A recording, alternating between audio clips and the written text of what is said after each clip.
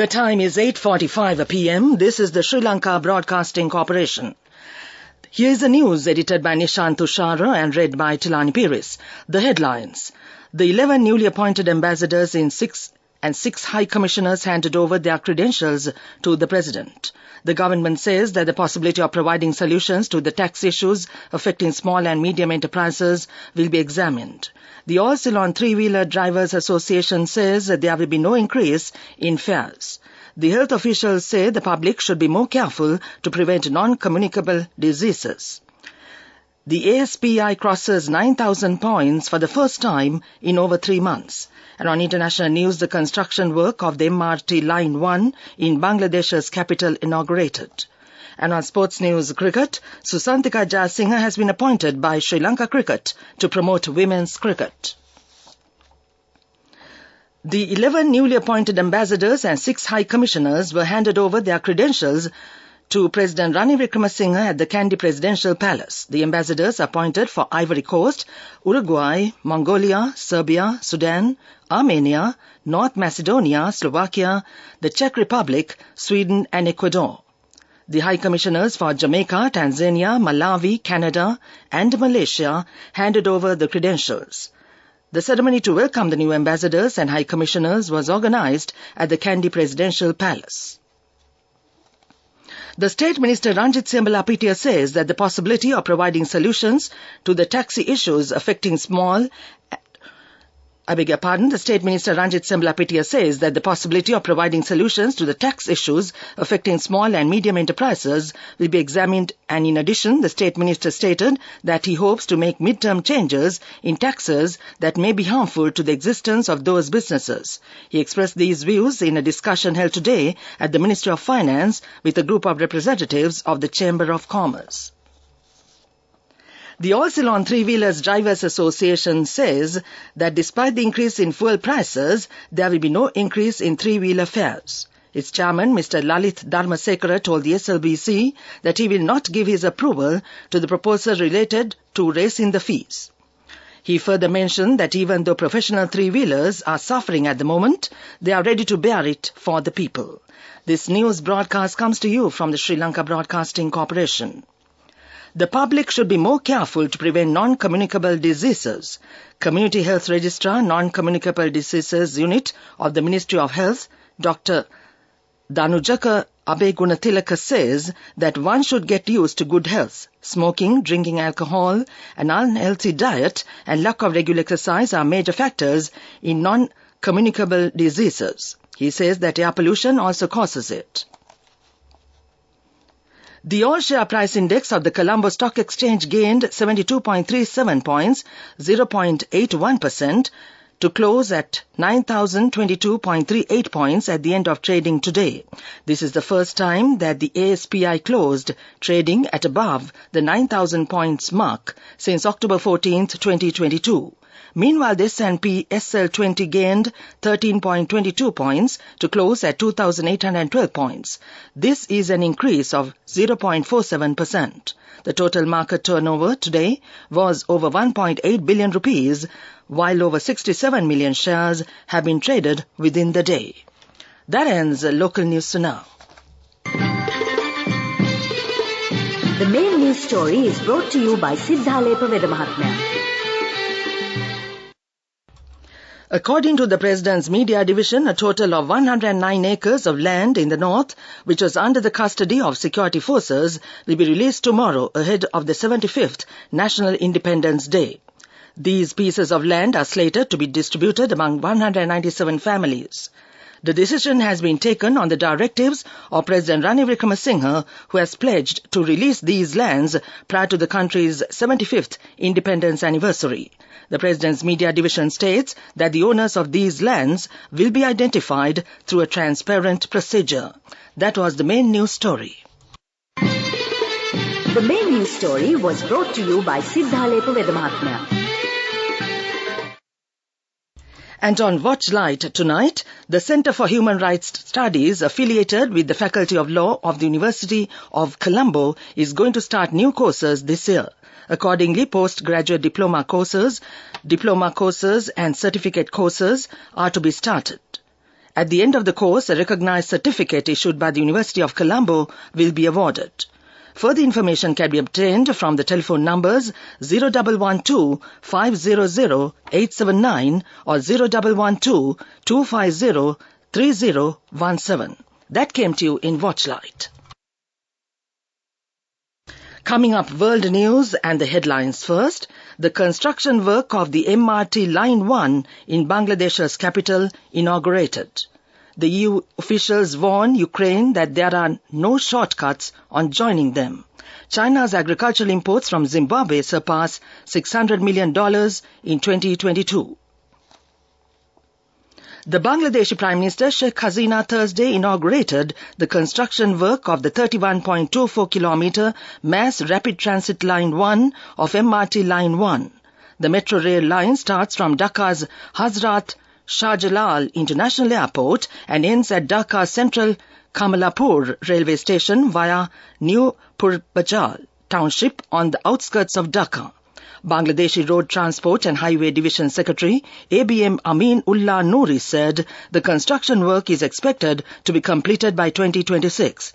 Bangladesh's first ever metro began commercial operations last December, setting a milestone in the country's transportation history. Hasina inaugurated the MRT Line 6 for Dhaka's Uttara to Agaron area at a ceremony in Dhaka. Ukraine's hopes of quickly joining the EU are being rebuffed ahead of a historic meeting in Kyiv. An EU-Ukraine summit takes place tomorrow and top officials have begun arriving in the Ukrainian capital. Ahead of the meeting, Prime Minister Denis Shmyhal said Ukraine had set an ambitious goal of joining the EU in 2 years. Last June, Ukraine gained EU candidacy status at record speed in what President Volodymyr Zelensky said was a unique and historic moment. China imported agricultural products worth $657 million from Zimbabwe in 2022, up 22.64% year-on-year, the Chinese embassy in Zimbabwe said on Wednesday. This underlines China as a big market for Zimbabwean agricultural products such as tobacco, macadamia nuts and cotton, the embassy said in a tweet. Zimbabwe's agricultural exports to China are set to grow further after the two countries in 2022 signed a citrus protocol that could expand citrus exports to China, one of the world's biggest consumers of citrus products. The overall trade between the two countries surged 29.2% year-on-year to a record high on $2.43 billion in 2022. Back to the world news headlines. The construction work of the MRT Line 1 in Bangladesh's capital inaugurated. EU officials warn Ukraine that there are no shortcuts on joining them. China's agricultural imports from Zimbabwe surpass $600 million in 2022. That ends world news. Moving on with development news, the Minister of Education says that along with the development of physical resources in schools, the quality of education should also be developed. By implementing daily practical programs to develop the integrity of school children, a generation of disciplined children would be born. The Ministry also announced that about 70% of the school uniform requirements has been received as a grant from the Republic of China. That came to you in development news. Sports news and it's cricket. Legendary athlete and Olympic silver medalist Susantika Jayasinghe has been appointed by Sri Lanka Cricket to promote women's cricket. Susantika, silver medalist in 200 meters at the 2000 Sydney Games, became the first Asian woman to win an Olympic or World Championships medal in a sprint event. Susantika has been vested the designation Consultant, Mentoring and Development of Women's Cricket and will use her story of grit and determination to inspire the present and future generations of women cricketers in Sri Lanka. Susantika said she is extremely happy with this new challenge as it gives me an opportunity to help young women athletes take up the game, cope with the challenges and go on to become the stars they deserve to be in the future. SLC said in a statement, Sri Lanka Cricket wishes to warmly welcome her and is confident that she will be valuable and Sri Lanka Cricket wishes to warmly welcome her and is confident that she will be a valuable asset for the game of women's cricket in Sri Lanka. Her appointment took effect on February 1st, 2023. That came to you in Sports News. Go ekak tiyana youth eකට life එකේ change එකට නියමෙට set වෙන්න ඇස් වහගෙන දැකපු ගීන හැබැයි කරන්න youth එකට නියමෙට set වෙන්න friendship එක මෙන්න. The all-new NSB Ithru account, NSB IAM, a plan for your dream.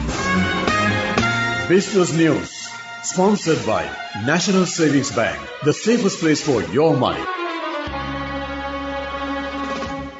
The Colombo Stock Exchange announces that the market will be closed at 12 noon tomorrow. This is in view of the additional half-holiday on account of the Independence Day falling on Saturday, 4th February 2023, the Chief Regulatory Officer said in a notice to member firms and trading members. That's Business News. Business News, sponsored by National Savings Bank, the safest place for your money. Go ekak tiyana youth එකට life එකේ change එකට නියමෙට set වෙන්න ඇස් වහගෙන දැකපු ගීන හැබැයි කරන්න youth එකට නියමෙට set වෙන්න friendship එක මෙන්න. The all-new NSB Ithru account, NSB IAM, a plan for your dream. And on economic news, the Central Bank of Sri Lanka issued an uncirculated commemorative coin in the denomination of 1,000 rupees to mark the 75th Independence Day celebration in the country, which falls on the 4th of February 2023. This is the 71st commemorative coin that was issued by the Central Bank. That came to you in economic news. Weather report. The depression centered over the southwest Bay of Bengal has entered through the east coast of the country and is moving across the country, and cloudy skies will prevail over most parts of the island, and showers or thundershowers will occur at times in the northern, north, central and eastern provinces. Showers or thundershowers will occur elsewhere during the afternoon or night. Heavy showers above 100 millimeters are likely at some places in the northern, north central, eastern and Uva provinces and in the Puttalam district. Strong winds about 40 to 50 kilometers per hour can be expected at times over the northern, north central, eastern and northwestern provinces. That was the weather report. And now to end this news broadcast, the main points once again.